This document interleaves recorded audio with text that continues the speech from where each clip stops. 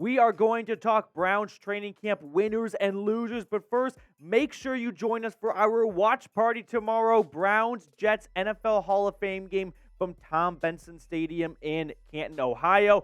There is some boringness sometimes, let's be honest, for preseason football, but it is always fun when you watch a watch party here at the Cleveland Browns Report. So set your reminders right now, write it down so you don't forget, Dale Doback style, and that way you are kicking it with the best Browns fans on YouTube.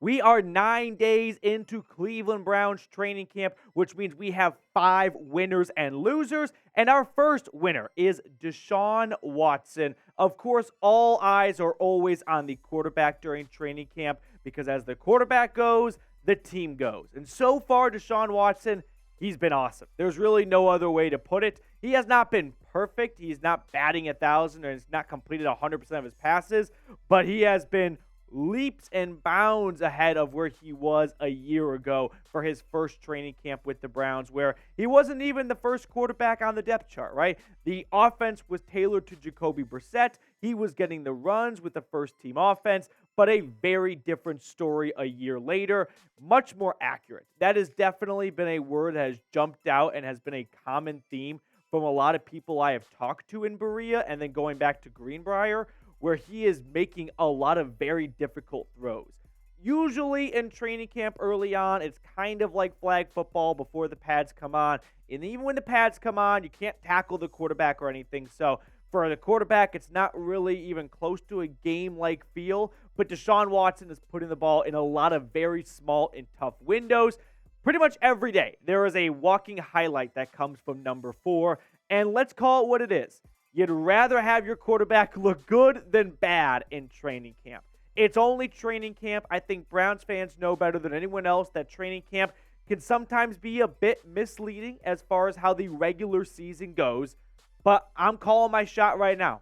Mark my words. I am all in on Deshaun Watson having a breakout, a bounce back season, whatever you want to call it, whatever cliche you want to roll with. That's going to be Deshaun Watson in 2023. Now, I usually hate when people do stat projections for the future because I have no idea how they come up with these numbers. But let's be honest, it's all of our guilty pleasures to go ahead and look at those stat projections. So I will take one for the team here. I've done like 3 of these at this point, but I'm going to stick by these numbers. These are my final numbers. You can see what Deshaun Watson did last year for the Browns on the left. And on the right is what I'm projecting he will do this upcoming season. Completion percentage takes a 9-point improvement. Passing yards across 4,000. I don't know if he's going to get up to 4,800 like he did in 2020 in his first real season as the Browns starter. But the rushing yards are going to pick up, no doubt about it. Passing touchdowns, I think he'll be in that 30 touchdown range. Not a career high for him, but definitely a much more return to normalcy from what we saw in Houston out of the first 4 seasons with Deshaun Watson, and then 10 interceptions to go along with it. Now, drop your Watson predictions for me for this upcoming season. We've got 4 more winners and losers to look at, but just let me know what prediction you have. Whether it is a stat prediction or Watson wins the division with the Browns or Watson goes to the Pro Bowl. I'm going to leave this one open-ended, but I do want to hear from everyone watching right now what your predictions are for Watson this upcoming season. My first loser, listen, when it comes to winners and losers in the offseason, you got to kind of take it with a bit of a grain of salt because it's hard to be an actual loser when there's no real football being played. I mean, training camp's, a bigger step up than OTAs and minicamp, but it's Greg Newsome. And the reason why it's Greg Newsome, it's not because he's having a bad camp. It's not because he's getting torched or anything like that. It's because right now, if the Browns had a regular season game in a week, Greg Newsome on the depth chart is still this team's nickel cornerback. And that's probably not where Newsome wants to be. And that's why I've got him down as a quote-unquote loser, not because he's having a bad camp. That is not the message I'm trying to send here. It's more about Newsome playing that nickel position. I don't think he wants to be playing that nickel position. Why? Well, because we go back to February when someone tweeted at him, "Hey, Greg Newsome, are you going to play in the slot again?" And that was his response. No. And here he is again playing in the slot. And I think there is a bit of this misconception, and I definitely fell victim to it last year, of Newsome wasn't good in the slot. The numbers say otherwise. When you look at his PFF grades, 69.1 overall grade. For PFF, I like to add 10, and that's kind of what your school letter grade would be. So 79.1, C+, C's get degrees. Like, that's not a bad grade. Is it one of the best slot corners in the NFL? No. But I bet most of the people watching right now didn't think Greg Newsome graded out to be one of the better half of corners in the NFL a year ago, right? I think the issue with Browns fans and Greg Newsome is he doesn't have an interception yet. He doesn't have that moment where you're like, Greg Newsome jumped that route. I love that guy. I love 20. I love 0. He doesn't have that Greg Newsome moment. And so because of that, we kind of forget he's sort of there, and he kind of just ends up being in the background amongst a lot of other big-time stars on this defense, like Garrett and Denzel Ward. And then you saw Martin Emerson just break out and have a tremendous rookie campaign.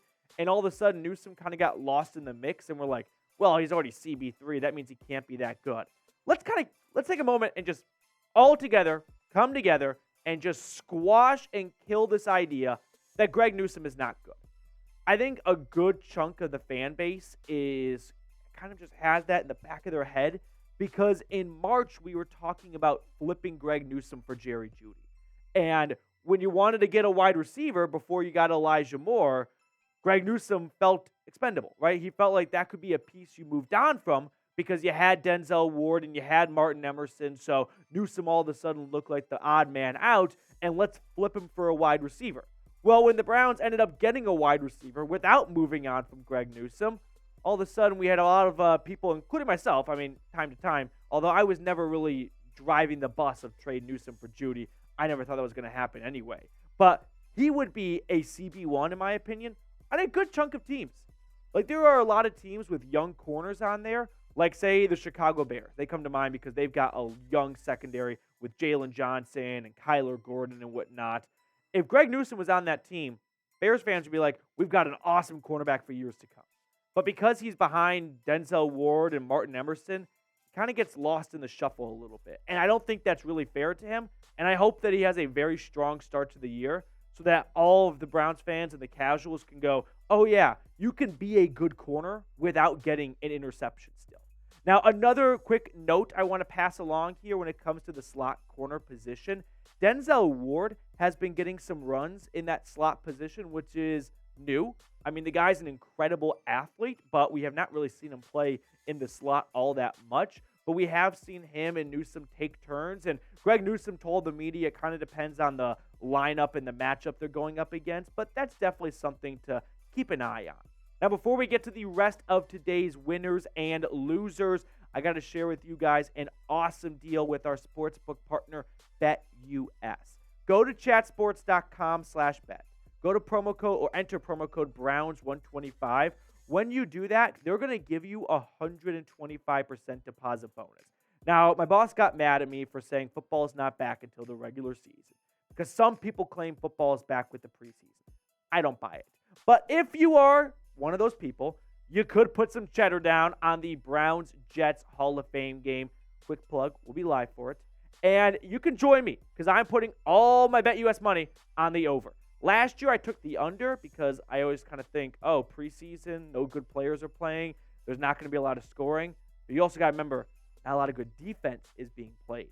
And if there's any coach that gets mad in preseason, it's defensive coordinators for blown coverages. So ride with me over on the over. Chatsports.com/bet, promo code Browns125. My second winner is Elijah Moore. If it was not for Deshaun Watson having a very strong start to training camp, he would have led today's show. But we know that quarterbacks always take the spotlight.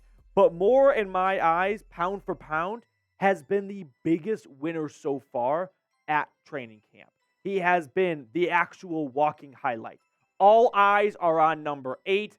I know that we take some time to memorize new guys and new faces and new numbers as fans. This is not going to take very long. People are going to know number 8 very quickly. More so far at training camp, just some takeaways from what I've seen and what I've heard from people. He's lining up in various positions. He's not just being a wideout, you know what I mean, like a X receiver. We're also seeing him in that Z spot. We're seeing him in the slot. We're seeing him in the backfield. Kevin Stefanski is using him kind of like Deebo Samuel. This could be a fun thing to watch for, where I don't know if he'll get as many like true handoffs as Deebo does, but I think you might see some Deebo tendencies come into Elijah Moore's game plan for 2023. He's been awesome after the catch, which in training camp is pretty easy because there's no tackles or anything like that, but still you like to see him break some ankles time to time. Incredible speed, and they need that speed, especially with Marquise Goodwin kind of missing in action at the moment, unfortunately, with the blood clots and the uncertainty of when he will return.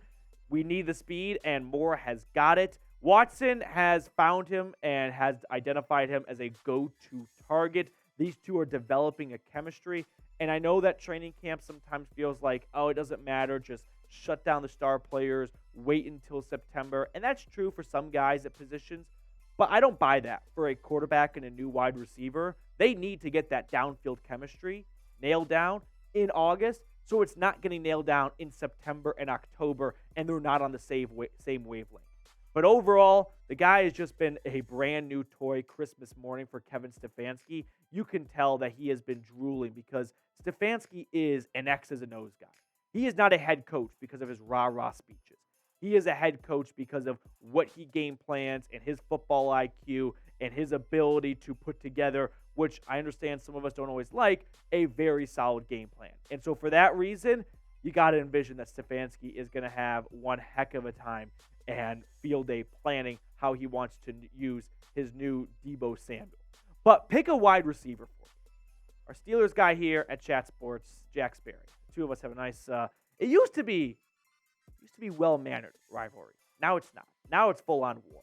So let me know. Pick a wide receiver. Elijah Moore or George Pickens from Pittsburgh. I'm going with number 8 all year long. Type 8 down below in the comments if you think he's going to have a better year than the former Georgia Bulldog. My second loser, oh, yeah, you know who it is, baby. Joe Woods. Joseph. We're going to full name him here because Joe Woods has casually come up in training camp so far in some post-practice media interviews. And Jim Schwartz, there he is, a competent defensive coordinator. Because a lot of media members have asked defensive players, so what's it like switching from Joe Woods to from Joe Woods to Jim Schwartz? And if you read between the lines a little bit, you can just tell how excited these defenders are to have an actual defensive coordinator and not someone who does not adjust and does not lean into his player's skill set. Listen to what Martin Emerson had to say on playing man coverage and how exciting that is. I would say we have a lot of great corners in our room. Different. We all can do different things. We can match up, I feel like, with any team. So man-to-man, that should be a great tool for us. Wonder if they did that at all last year. Greg Newsome was talked about playing man coverage with Jim Schwartz now. And he said, for sure, that's what we love, man-to-man. I think all the guys, we built this cornerback room to play man. With Schwartz playing aggressive, we're all super excited. The way I look at it is Joe Woods last year had 3 PJs, 3 private jets. The Denzel Ward PJ, the Martin Emerson PJ, and the Greg Newsome PJ. Not very often does a GM give you a cornerback room with 2 former first-round picks and the other one being a top 100 pick. And what did he have him do to fly from Cleveland to New York? No, he didn't have him actually get airborne. He had them taxi on highways. That is like how big of a crime it was to have 3 great and talented and highly skilled corners, and instead of using them to their full potential, which like Greg Newsome said, is in man-to-man, he left them in the garage. He said, sit in zones, play complicated zones, pass off from one another, which is going to lead to mass miscommunication. And even when that happens in the first couple of weeks of the season, I'm not going to address it or change it. That pretty much summarizes, in my eyes, the 2022 Browns defense. And this is why it's going to be different with Jim Schwartz now calling the shots. Because Cleveland's front 5 is a very different look. And I'm sure that Joe Woods wishes he had a front 5 like this, and that is something that's, unfortunate for him. But Jim Schwartz has Okoronkwo, Zadarius Smith, Dalvin Tomlinson, Jordan Elliott, and Myles Garrett. And the difference is Jim Schwartz can let this wide 9, front 5 cook and just have his DBs sit back in man coverage going, hey, you don't have to worry about staying foot to foot with your receiver for very long, because with those 5 horses at the defensive line, the quarterback's only going to have 2, maybe 2.5 seconds to throw the ball anyway. So all I'm asking you to do is to just go hip to hip with someone for 1 Mississippi, 2 Mississippi, and then he's sacked by Myles Garrett. Can we do that? And the DBs go, yeah, man-to-man is our calling card. That's how DBs get paid, when they get to showcase themselves in man coverage and come up with great pass breakups and interceptions. Not by sitting in zones and making tackles and bringing down a guy after an 8-yard pickup. That's not what DBs want to do. Let these awesome cornerbacks play man. So shout out to Jim Schwartz for identifying their skill set and then letting them do it. Something that did not happen in the previous regime. Anthony Walker also spoke to the media about this and said, when talking about Jim Schwartz's defense, yeah, I think it's coaching to your players' strength. And obviously, we have a very unique set of DBs, all sizes, speeds that can cover pretty much everybody. He tells us that he wants and let us go out there and do it instead of trying to micromanage. Ooh, maybe I'm reading into this too much, but I wonder who he's talking about for that micromanaging segment right there. You guys can connect the dots yourselves. But at the end of the day, I fell victim to this last year, so I'm not going to fall victim again this year. All this is great.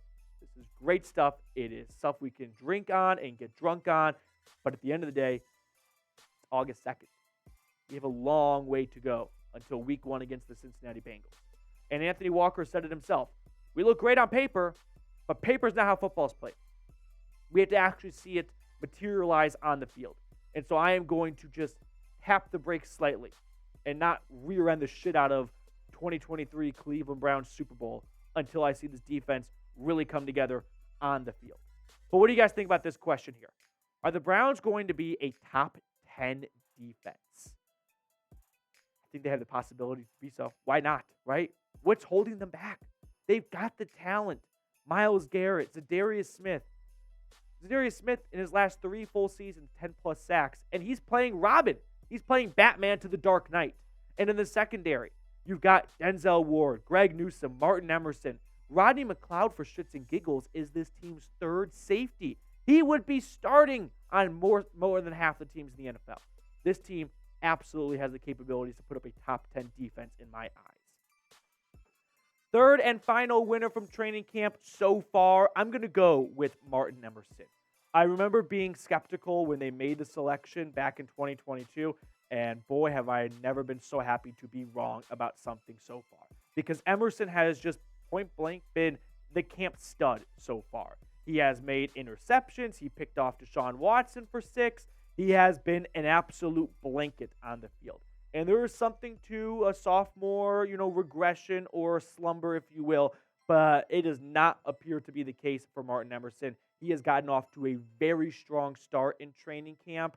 Usually training camp is the time where the bubble players kind of garnish a lot of attention because we know what to expect out of Nick Chubb and Myles Garrett and all those stars like Amari Cooper. But we want to know, how are those second-tier guys doing, right? How are the Elijah Moore, the Donovan Peoples-Jones, the Cedric Tillman, and the Martin Emersons of the world doing?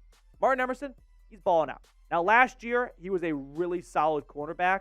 I mean, he got tossed into the fire a little bit with some injuries to the cornerback position, but 15 pass breakups, a 50% completion percentage when targeted, 490 yards allowed and 3 touchdowns. I think those last 3 numbers are going to go up. And that pass breakup, 15 is a high number to reach, but he could do it again. My prediction for this season, though, is that Martin Emerson is going to be that who's 23 guy. Meaning, when other fan bases watch their team play the Browns and their star receiver goes up against Martin Emerson, and they probably know Denzel Ward, like the casual fan knows him, but they don't know every team's CB2 or CB3.